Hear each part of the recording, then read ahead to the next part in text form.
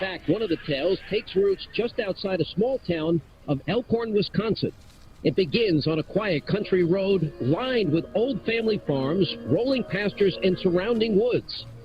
In this the Beast of White River Trail lives a local legend. The residents there. They had two name choices, and they chose Bray Road.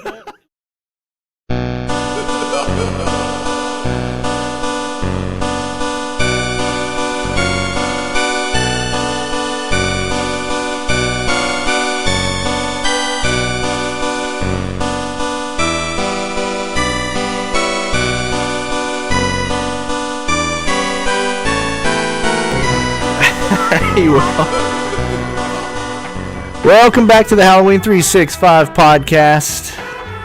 The podcast where we're bringing you Halloween 365 days a year. It's a beautiful thing, I tell you what. It's became too much. We need the darker and scarier cryptids. I agree. I would love to see a show devoted 100% to just finding like the Jersey Devil. Exactly. That doesn't exist. I guess it's because of the lack of evidence. And it's such an old legend that there's not a whole lot you could probably dig up on it. But that would be cool. That's one that I've always liked. That one, because I feel each of us at some point, especially when we were younger, we were like, "Oh, this would be cool to do. Which one would be?" And that was one that stuck out to me. Then I'm like, I would like to find that mother. Yeah. I don't know, what would you even do when you found it? It's got goat legs. You run. You run or you put it in a museum? I don't know. It's not like you could, I don't know, like it couldn't even come down and grab you with its talons. It would like kick you in the back of the head with its hooves. Yeah. Oh, it could donkey kick you. That's it. You get donkey kicked by the Jersey Devil. Usually you got to pay for that. That's it. It's game. Usually you do, and it's in Tijuana, and it's not cheap. It's not cheap. It's not. It's just man. I do wonder what the world would be like. And Justin, this is something that me and you might actually dive into with a project that we're working on. I wonder what the world would be like if we, openly knew about these things. Like if somebody captured one and had it on display at a museum somewhere, like. Do you still think there would be those naysayers out there that are like, no, it's not real. It doesn't exist. It's not God's creature. I don't know what it is. Do you think that would be a thing? Yeah. Because randomly, out of nowhere, we have people now, like, I don't know, it was weird. It was like a 5-year time span where people all of a sudden are like, you know what? The Earth's flat.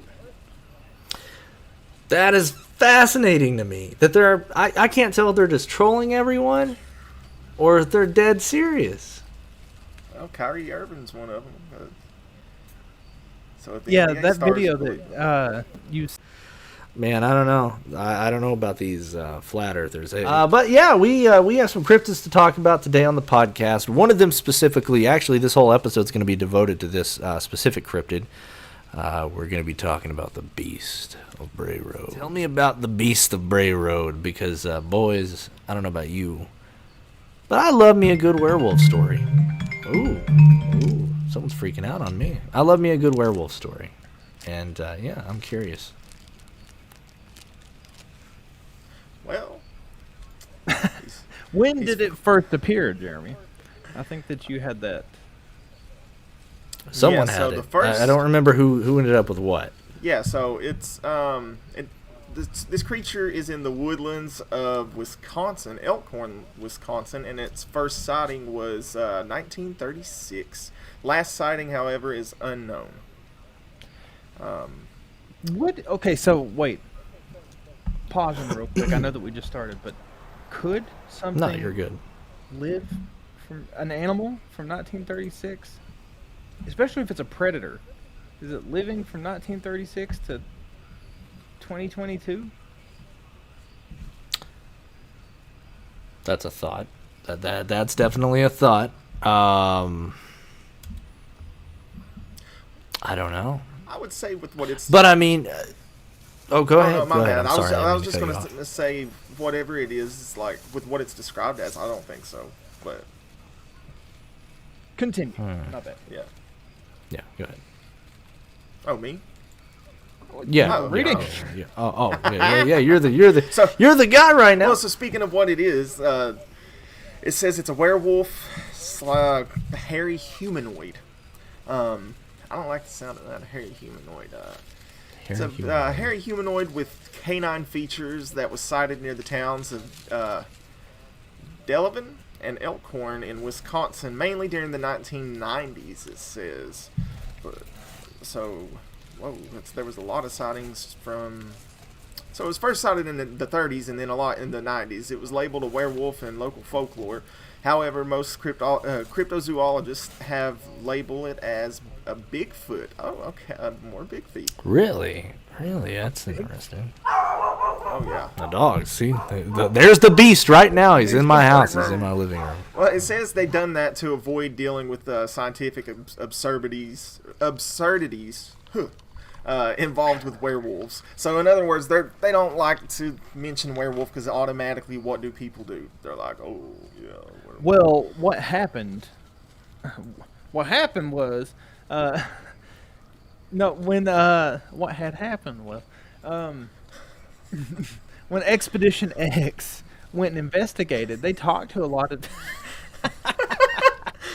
What had happened? There's a video that you guys keep sending in our group chat that just keeps popping in my head anytime you say that, and it's the game warden thing. So I'm sorry.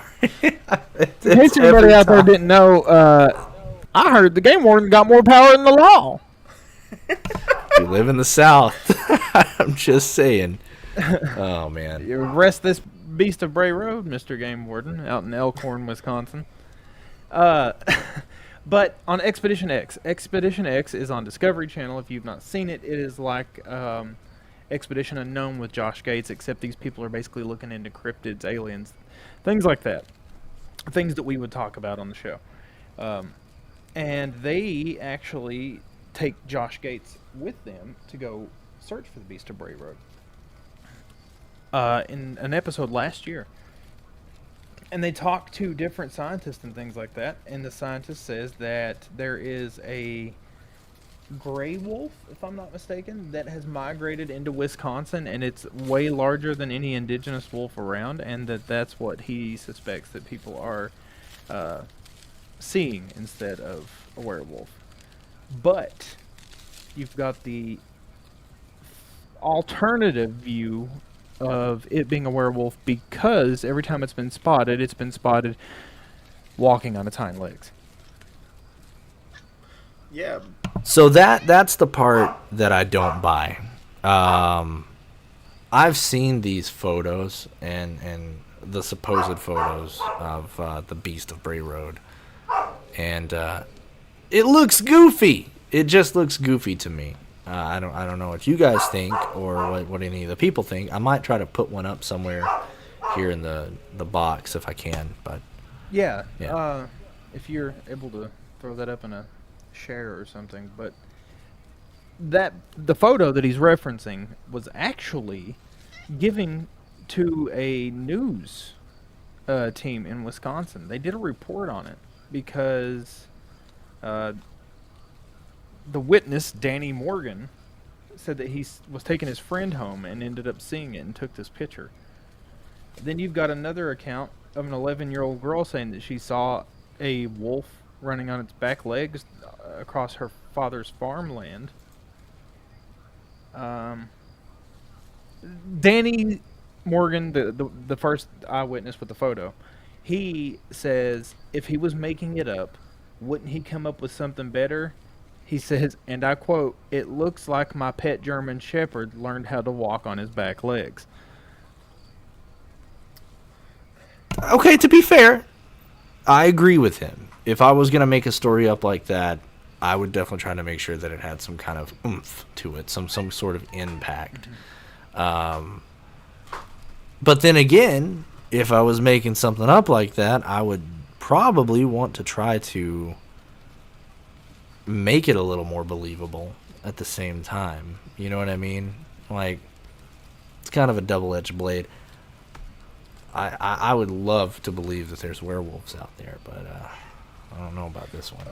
I mean, I'm with you on that, but looking more into this, it sounds like either there's not much going on up there in Wisconsin, and they've got a lot of stories to make up, or there's just a lot of wild stuff up there, because they're also like, oh well, a lot of people think that this is really something called the Bluff Monster or the Yeti, which is like their version of a Yeti, or not a Yeti, but Bigfoot, or Bear Wolf, or the indigenous dogman. Like, if all these things exist in Wisconsin, what?